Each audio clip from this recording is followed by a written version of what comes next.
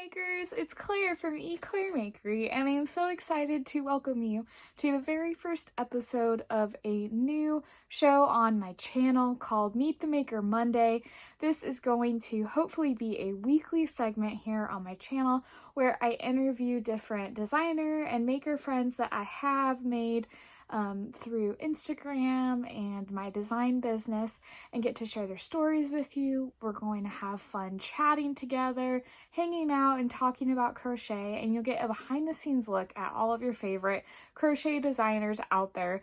I'm so excited to share them with you. And our very first guest is Janine from Knits and Knots.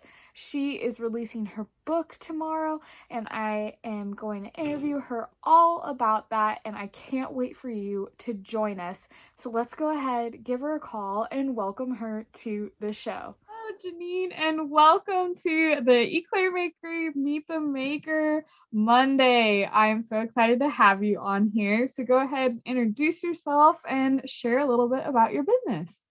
Well, thanks for having me. I like that name, Meet the Maker Monday.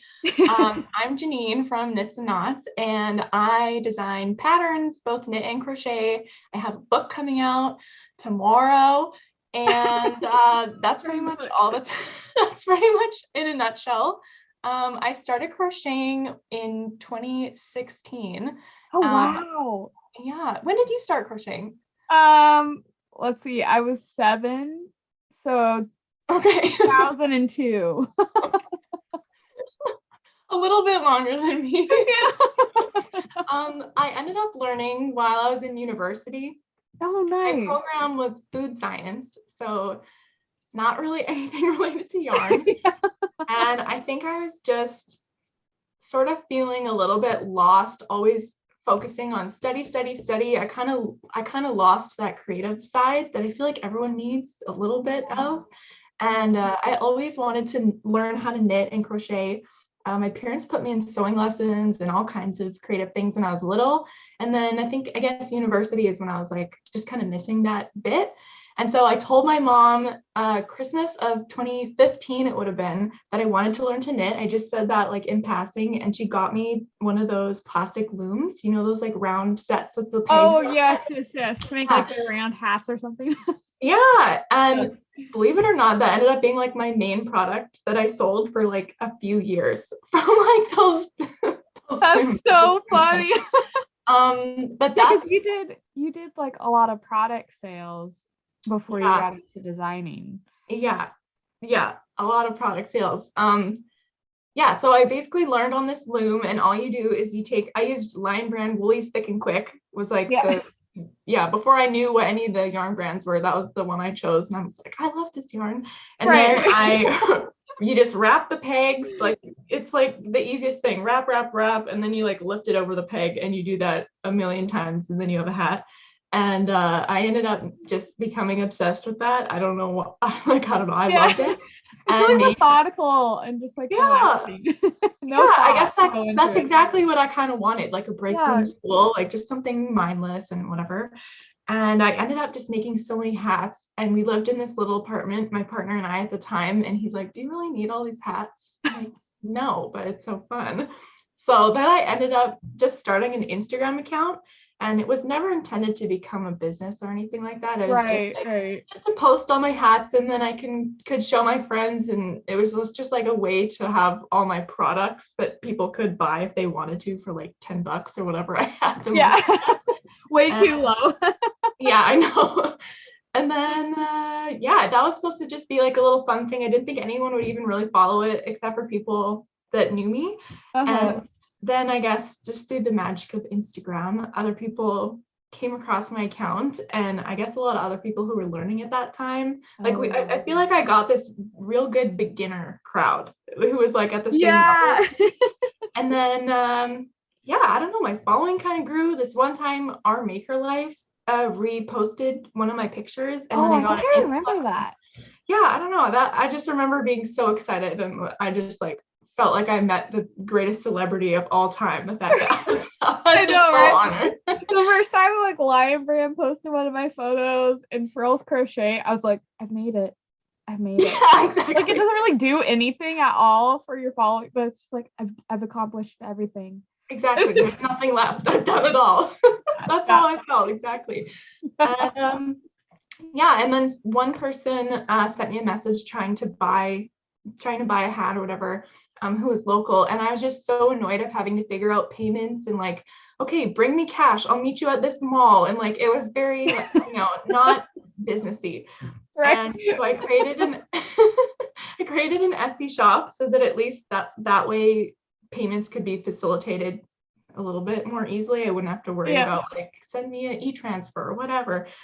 And yeah, and then once things were on Etsy, which I still only intended for local shoppers to find, like people I knew basically to buy.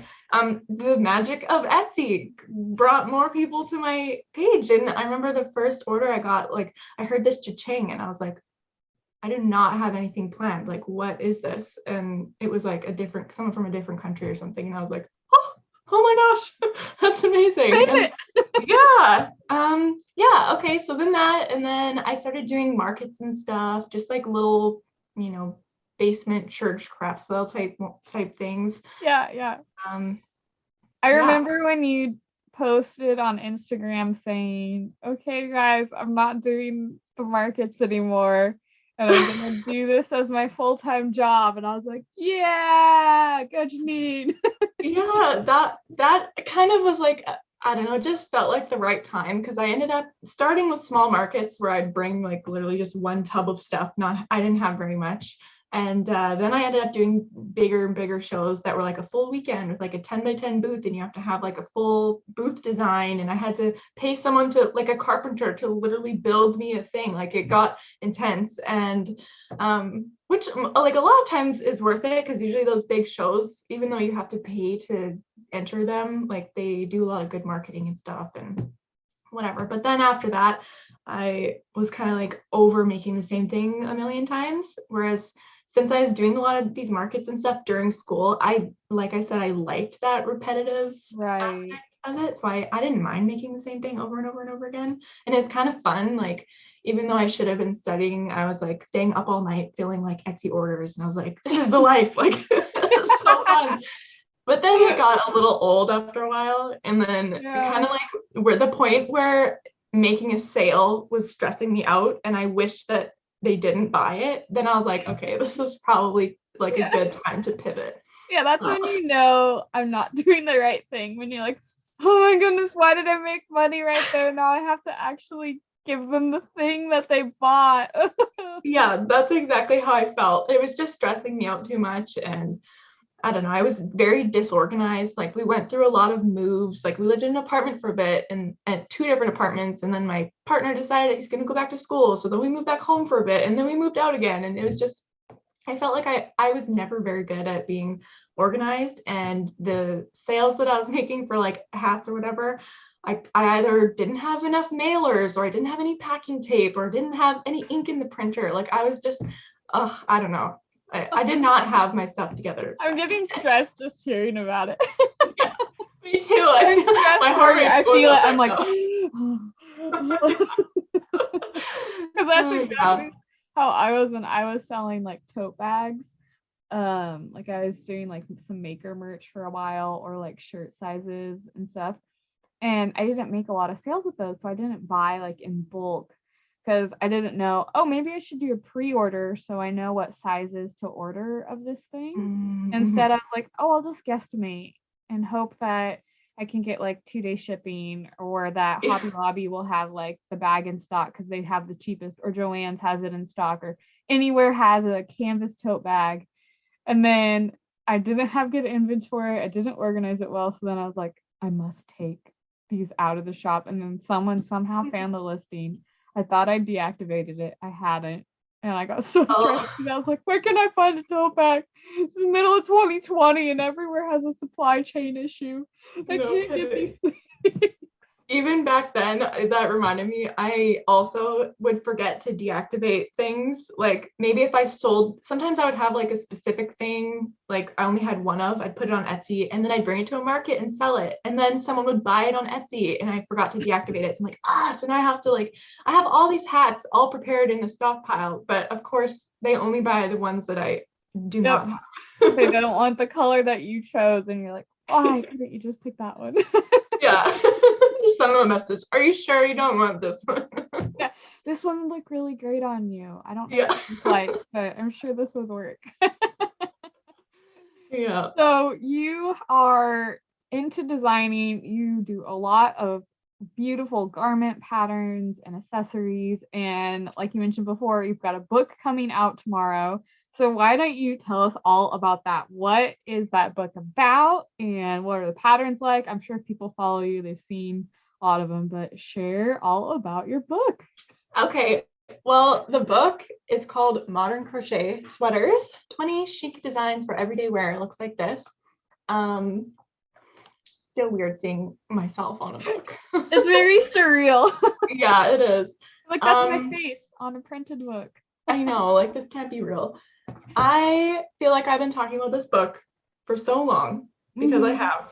Um, like I know that it would. I felt like I had two options. One to kind of wait closer till the release date and then just like pump out all these like, oh, get everyone really excited, and then the book is out.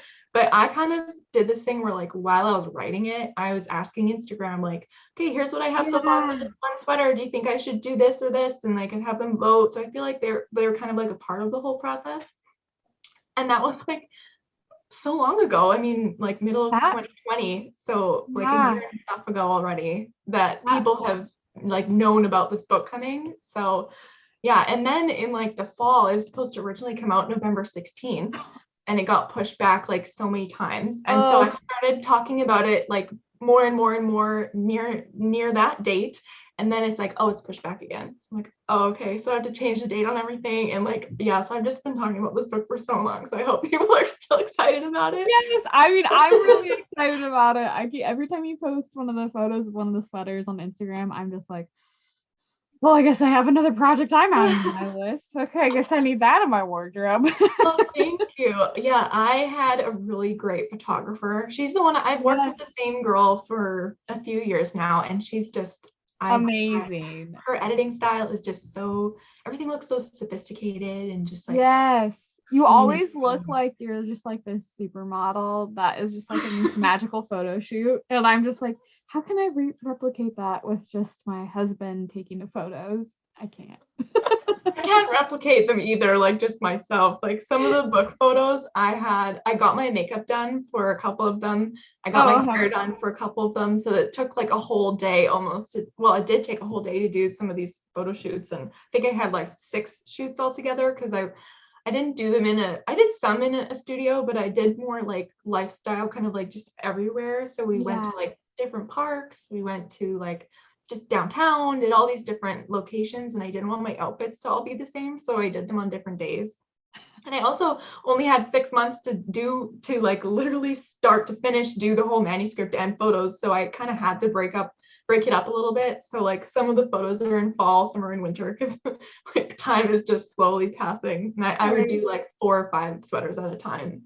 And, I remember when you were like posting about, okay, I've got to have 6 sweaters done this month. And I was just like, because I was also writing my book at the same time you were. And I think like when you were in the midst of like pushing out all the patterns, I had just finished mine. So I was like, I know her stress so well. It's so hard when you're like, I just gotta keep crocheting. I can do it. yeah. Because I was writing or doing the patterns pretty much from like, I can't remember exactly, like August to December or July to December, something like that. And I also had other companies that I was supposed to have projects out. Like, you did that too. Yeah. So you know what I mean? So I would have, hello. So I would have like one project a month with We Crochet, and then I think I had a couple Iron Brand projects in there. I'm not sure. It's really all a blur. But so it was like that's another 6 to add to the already 20 that I need in that Kegel away in that time. And yeah, I don't know how I did it. Honestly, I don't know. I think I was like, there's no other option but to just like get it done like right now Yeah. as fast as I can. And I did. And I feel like yeah. a lot of my time during writing a book is a blur. I don't, especially that last, like, before I have my photo shoot and then writing the manuscript. I don't really remember that period of time. All I can picture when I think about that is just me sitting on the couch, crocheting furiously, watching some sort of Netflix show, and my husband being like, Claire, you need to go to bed. And I'm like, no, but I have to finish this. And he's like, Crocheting well, furiously. I like that description because you're like feeling the pressure and you're just like going as fast as you can. I'm sweating. Yeah, So and he would be like, tired. eat food. And I'm like, no, I don't have time. I have to crochet. And then after that, I was like, I can't crochet for like 3 months. Well, okay. It's Yeah. amazing what you can do under pressure. Like really. I'm even like when I have months now where I know what work I have to do. I'm like, oh, how could I possibly do this? There's not enough time. And then I look back then and like, look how much I did then. Like, Right. do this. But yeah, having a supportive partner or like any type of support system is definitely necessary when you're doing this much math. Oh, I know. You give me 20 sweater patterns in your book. Yeah. Okay. Yeah. I've only really been complaining so far. I haven't told you what's actually in there. This provides a good insight to since we both written books, it provides a good insight to how hard it is to write one. Well, okay. So the book is fully size inclusive, so extra small to 5X. So that means 9 sizes for almost every pattern in the book. One of them is a faux fur capelet, so like that one only has 1 size. And then I love that one. Thank you. Yeah, those photos, like I'm telling you, they're so magical. It makes me like you. want to live in snow, and I don't want to ever do that. But that photo makes me want to. Yeah. Oh, well, I'm glad I fooled you because I was so uncomfortably cold during the whole thing. But they looked good, so it was worth it. Yeah. So that one is just 1 size because you can just make it as long as you want or whatever. And then a couple of the cardigans are have hybrid sizes, so like 2 or 3 sizes together, but they all have the same size range. There are 4 chapters. Let's see if I can remember them. I couldn't remember them half the time in my own book. Yeah. One is called Snow Day. One is called A Lighter Note. So Snow Day is all the, bulky, the chunkier ones. And then A Lighter Note is more like the DK or fingering, or like, the lighter sweaters that you could wear in the spring, summer, or whatever. Yeah. Closet staples. So that has like classic looking cardigans or like basic sweaters that you could kind of pair with anything. And oh my gosh, I always forget one of the 4. And then the 4th, I have this here. Oh, Dressed to Impress. And that is more holiday-esque pattern. So like one of them has a velvet yarn, one of them is a dress. One of them is like kind of Christmassy looking with a bow on the back. So like sort of holiday inspired things. I can't wait. I'm so excited. Me too. My light fell.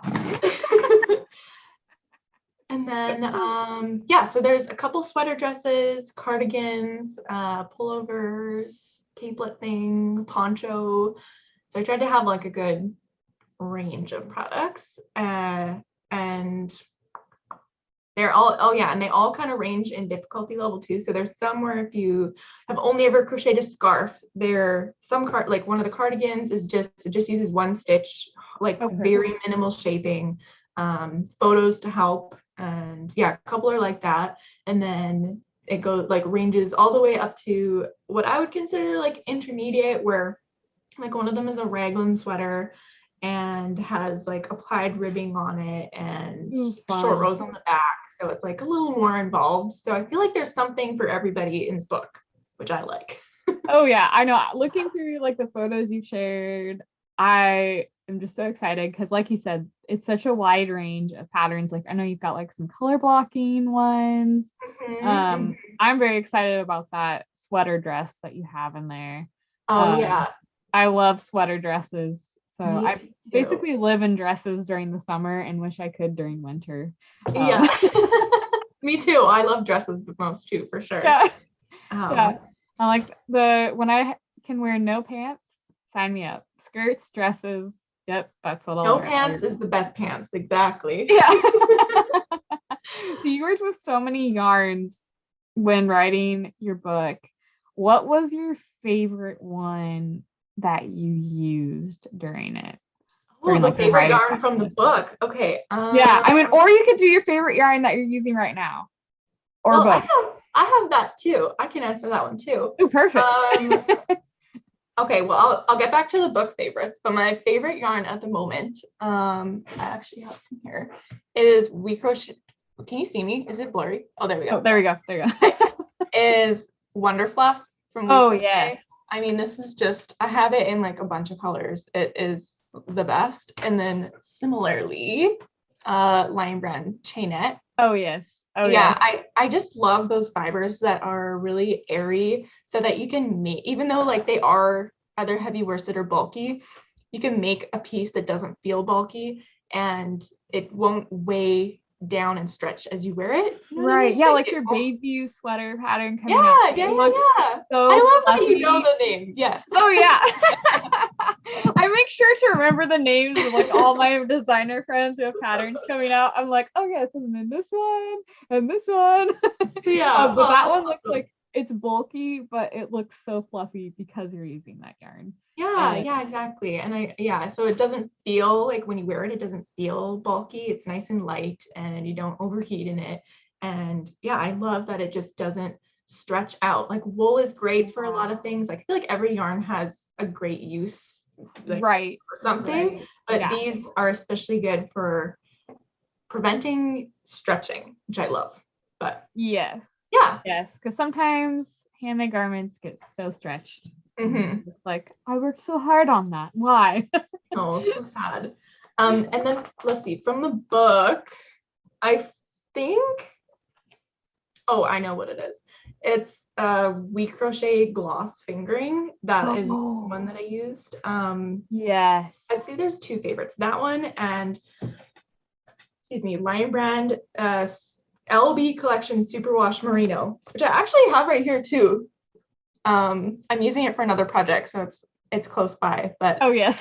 I know. I've got all of my yarns I'm using are like I have them all on like the floor right by me because I like left them on the floor from when I filmed my podcast episode last week. So I'm isn't just it like, crazy oh, yeah. how messy things get? Got Like so fast. Brava. I know my craft room.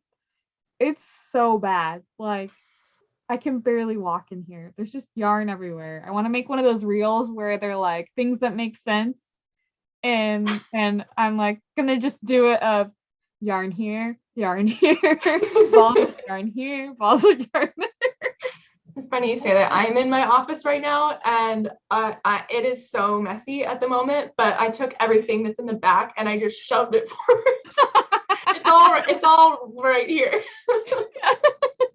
I know mine is all on ground level. So I keep this little section nice and neat, my little Beautiful. podcast interview section, and then the rest is just a total mess. And You I look somehow so try clean to and fit, organized. yeah, somehow I try to fit Ollie on the ground and like his little bouncer. Yeah, and then I'm like, okay, gotta step around everything. Oh, so you have your baby in the room with you too?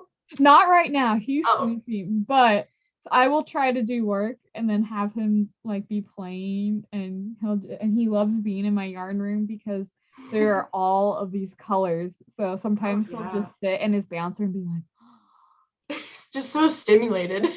yeah, he's Aw. like, so many colors. So I'm getting him started with yarn very early. Yeah, start him early. That's awesome. Well, our time is coming to a close.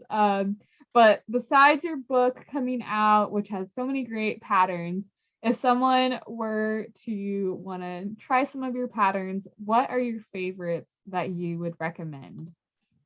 Ooh, okay. Not from the book. My favorites are the Rosebud Raglan, which I'm actually wearing it right now. I have many of them. This one is worked up in We Crochet Woodland Tweed, I think it's called. Oh, yes.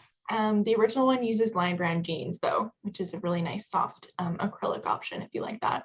And my other favorite is the chainette turtleneck, which uses Lion Brand chainette, and it is just the coziest sweater. It's so pretty. Yeah. I Oh, love both thank of you. those. Oh, and then also all the book patterns too, if you do, like they're all gonna be released individually as well, unlike all Oh, my that's normal right. platforms. So like if you don't get the book, you could just choose whichever pattern is your favorite and get just that one. Perfect. So many great options, and I'll have all of the links for everything in the description box below, so you can follow Janine, check out her blog, her stores, and get a copy of her book, which you guys definitely want to get a copy of this because it's amazing. So And a copy of your book. Oh yeah, I got a copy of my book. Yeah, here's another perfect. book. You got it right by you too. I got them both. Get them both. I know. I have like my book and Tony's book are like always within reach. And then once I get your book in the mail, then I'm gonna be like, okay, got Janine's, Tony's, and mine. Here we go. Exactly. Well, thank you so much for coming on the show, Janine. I'm so excited for you with your book coming out tomorrow. And I love getting to chat. It was so much fun. I love it too. Thanks for wanting to talk to me. I love course. this. You're so fun. So are you.